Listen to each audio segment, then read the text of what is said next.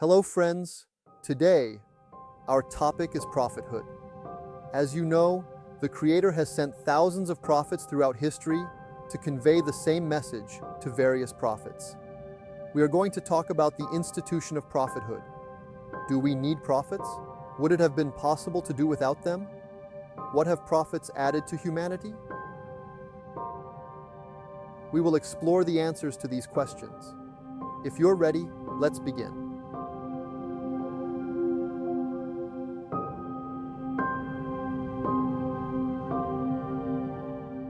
The Creator is the possessor of the highest wisdom.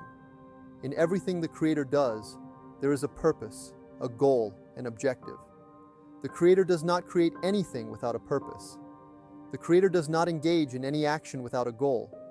In each of His actions, there may be one or hundreds of purposes. We can see this everywhere in the universe, from the cells of a human being to the mechanisms of the universe, from the laws of physics to the movements of planets.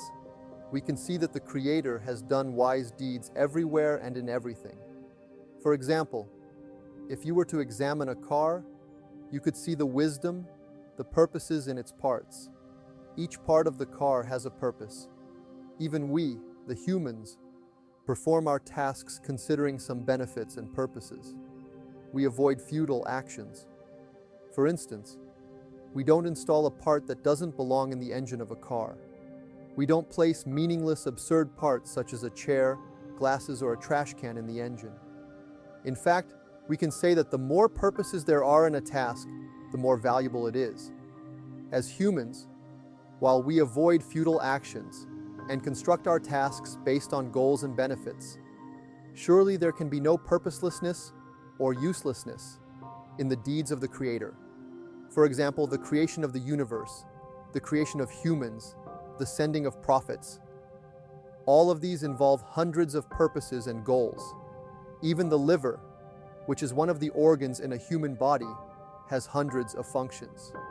Therefore, let us now come to the purpose, the wisdom behind the sending of the prophets, which is the subject of this video. Yes, since a meaningful book requires a teacher to explain it, and an exquisite beauty requires a mirror to show itself and see itself, and a perfect work of art requires a herald to announce it. For sure, among mankind, who is addressed by the mighty book of the universe, in every letter of which are hundreds of meanings and instances of wisdom, will be a perfect guide, a supreme teacher. For he will teach the sacred, true wisdom in the book and make known the existence of the wisdom and purposes in the universe. Indeed, he would be the means of the appearance and even existence of the dominical purposes in the universe's creation, and make known and act as a mirror to the perfect art of the Creator. A perfect sentence. A meaningful book requires a teacher to explain it. In another place in the same paragraph, the following statement is made: an incomprehensible book, without a teacher, remains nothing more than a meaningless piece of paper. Let's imagine a scientist who has spent years writing a great book. Why did this scientist write the book? Did he write it to be a meaningless piece of paper to start a fire with? Did he write it to place tea or coffee on it? Was it necessary to write it for these reasons? If he wrote it for these reasons, was it necessary to fill the book with so much care and adornment and meanings? Does the book burn brighter when it is a very meaningful, beautiful book? Clearly, if the book was written, its purpose is not to start a fire using it. If the book was written, it has a suitable purpose. Every book has an addressee. The purpose is to express a meaning to the addressee. The existence of books is to express a meaning to a number of recipients. Therefore, an incomprehensible book without a teacher remains nothing more than a meaningless piece of paper. It cannot fulfill its purpose of existence. When we say there is a book, if there is no teacher who can explain it to the addressees, who can teach them the meanings of the information written there, then writing the book becomes futile, meaningless, and unnecessary. Therefore, the existence or non-existence of that book makes no difference. Let's say I have a book, but I don't know how to read it. I don't understand its language. Does the existence of that book mean anything to me? It would be better if it didn't exist. At least then I can say, the book is not there. Indeed, the universe is a book. When we see a book in French or German, we can't say that it is not a book, just because its words are different from English. Similarly, we cannot say that this universe is not a book with its words being animals, plants, events, and arts, because there is a meaning. If something has meaning, it can be read as well. And the understanding and reading of this book of the universe depends on a teacher. The Creator who created the book of universe taught and explained to those teachers we call prophets how this book should be read. The existence or non-existence of the universe depends on understanding, reading, and comprehending this book of the universe. If these teachers we call prophets didn't explain the universe to the people, if they didn't teach humanity the meanings expressed in this book, then the existence of the universe would lose its value. People wouldn't know the purpose of creation. People who don't know the purpose of creation, just like an ant walking on a book, wouldn't know that they are walking on a book, and wouldn't be aware of the meanings expressed in that book. People would simply wander on the surface of the world like other creatures, eat, drink, and eventually perish in somewhere. Therefore, the institution of prophecy is what makes the universe. The universe. Let's give another example related to this. Imagine you visit a museum where there are historical artifacts from ancient times.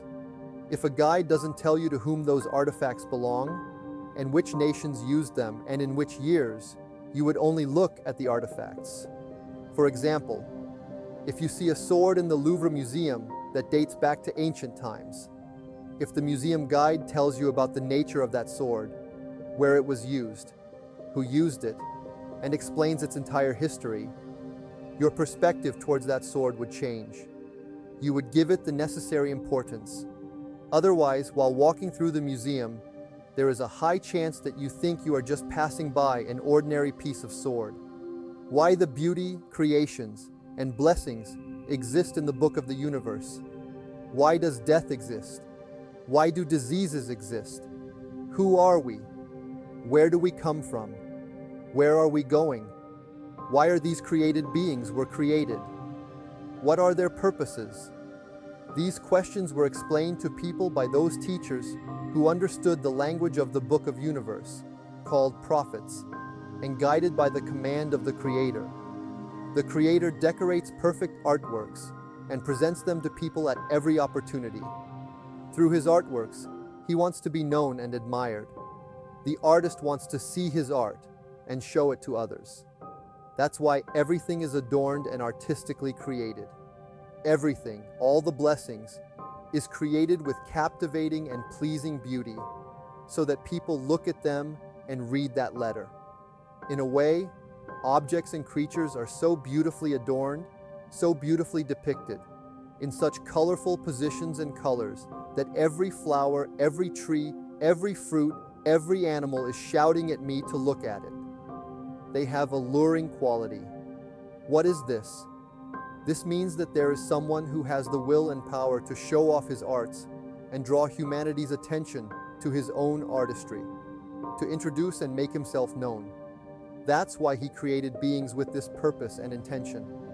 These guides who will convey this purpose are the prophets who understand the language of the Book of Universe. Imagine entering an exhibition where many magnificent artworks are displayed. The artist has showcased all kinds of art, but the people entering the exhibition are not aware that they have entered an exhibition hall. They are unaware that they have been invited to admire those artworks. They are unaware that they themselves are also pieces of art. They are unaware of the subtleties of those arts.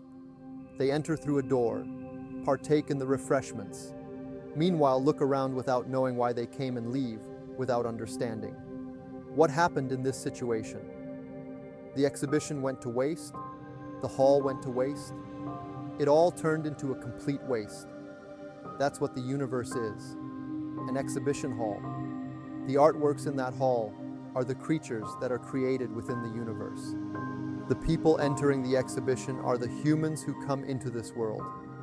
Without knowing the nature of the exhibition hall, They eat, drink, and exit the hall without realizing the meaning of it. They have wasted the exhibition.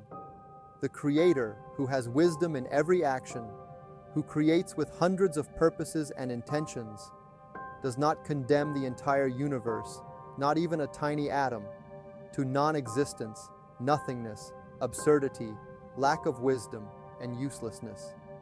Surely He does not waste this exhibition of the universe.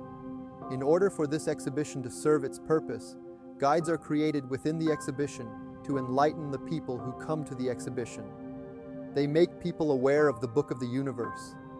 They make people read the book of the universe. That's why prophets are present. That's why they were sent to humanity. Goodbye until our next meeting in some other videos. Don't forget to hit the like button, subscribe if you haven't already, and let us know your thoughts in the comments below.